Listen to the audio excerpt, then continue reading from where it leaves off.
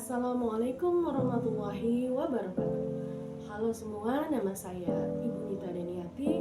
Saya adalah seorang guru dari SMP Negeri 2 Ciwaringin, Kabupaten Cirebon, Provinsi Jawa Barat. Ya, kali ini saya akan menjelaskan tentang sistem pernapasan pada manusia.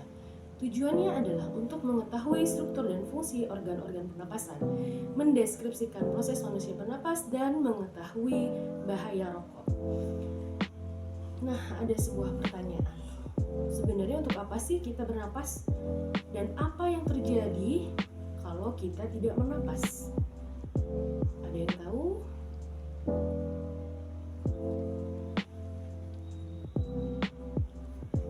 Oke, fungsi dari pernapasan adalah jadi tubuh kita ini memerlukan oksigen untuk respirasi seluler. Ingat ya, ada mitokondria di dalam sel ya. Nah, proses di dalam respirasi seluler ini adalah proses dalam sel di mana glukosa dari makanan dipecah sehingga dengan bantuan oksigen sehingga dihasilkanlah energi. Nah, energi inilah yang digunakan untuk aktivitas kita sehari-hari. Kemudian, bagaimana sih sebenarnya struktur organ pernapasan pada manusia?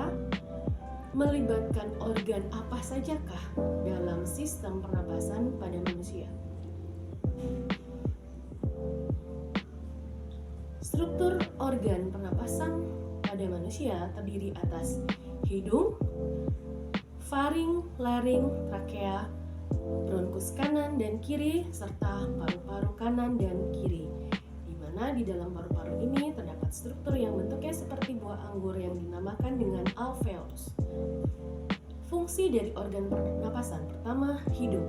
Udara akan disaring oleh rambut-rambut hidung dan dilembabkan oleh lendir yang ada di dalam permukaan hidung. Kemudian udara mengalir melalui faring, laring, dan trakea.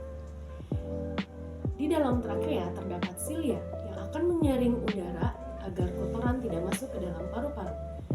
Selanjutnya, udara mengalir melalui bronkus, kemudian menuju ke paru-paru. Akhir dari sistem pernapasan adalah alveolus, di mana di sini terjadi hal yang sangat penting, yaitu pertukaran gas, oksigen, dan karbon dioksida. Bagaimana cara manusia bernapas? Pertama, terjadi kontraksi pada otot antar tulang rusuk dan pada otot diafragma sehingga paru-paru mengembang, volumenya membesar, tekanan udara rendah sehingga udara mengalir masuk. Saat menghembuskan napas, otot antar tulang rusuk kembali berelaksasi, begitupun dengan diafragma, volume paru-paru mengecil, tekanan membesar sehingga udara keluar.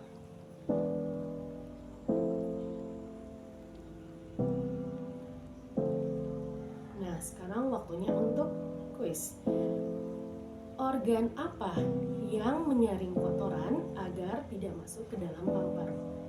Tunjuknya ada ya, huruf R dan K. Silahkan ditebak. Kemudian, apa sih fungsi dari alveolus dan apa yang menyebabkan rongga dada dapat membesar dan menyempit selama pernapasan? Nah, ini ya, ada sesuatu yang memprihatinkan. Menurut data riset kesehatan dasar dari tahun 2013 dan 2018 sampai 2018 menurut Kementerian Kesehatan 2020, jumlah anak remaja yang merokok meningkat sebesar 1,9%. Kira-kira menurut kalian kenapa ya hal ini bisa terjadi? Mungkin mereka tidak tahu ya apa yang ada dalam rokok. Jadi apa sih yang ada dalam rokok? Ada 4.000 zat kimia, diantaranya ada tar, karbon monoksida, dan nikotin.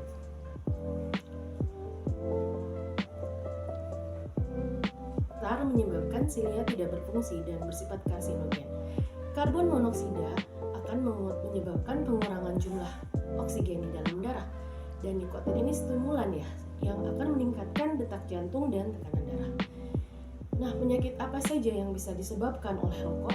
Ada bronkitis, di mana di sini terjadi iritasi pada saluran napas atau bronkus yang menyebabkan paru-paru kita akan kesulitan bernapas. Kemudian ada arteriosklerotis, iritasi pada pembuluh darah yang menyebabkan penumpukan lemak sehingga terjadi penyempitan pembuluh darah. Dan kanker paru-paru, sel kanker akan mengambil alih beberapa bagian pada paru-paru. Nah, kemudian ada lagi perokok pasif. Perokok pasif ini orang yang terpapar asap rokok. Apakah bahaya? Tentu. Perokok pasif akan resiko penyakit jantung, kematian dini, gangguan pernapasan, dan juga kanker paru-paru karena zat-zat dari rokok masuk ke dalam saluran pernapasan perokok pasif ini. Jadi sama saja bahayanya ya. Nah, kita sampai pada bagian akhir. Coba siapa yang bisa menjawab pertanyaan ini ya? Kenapa sih kita dilarang merokok? Apa yang terjadi jika sistem pernapasan kita terganggu? Dan apa solusi bagi perokok pasif? Oke, terima kasih. Demikian paparan dari saya. Assalamualaikum warahmatullahi wabarakatuh.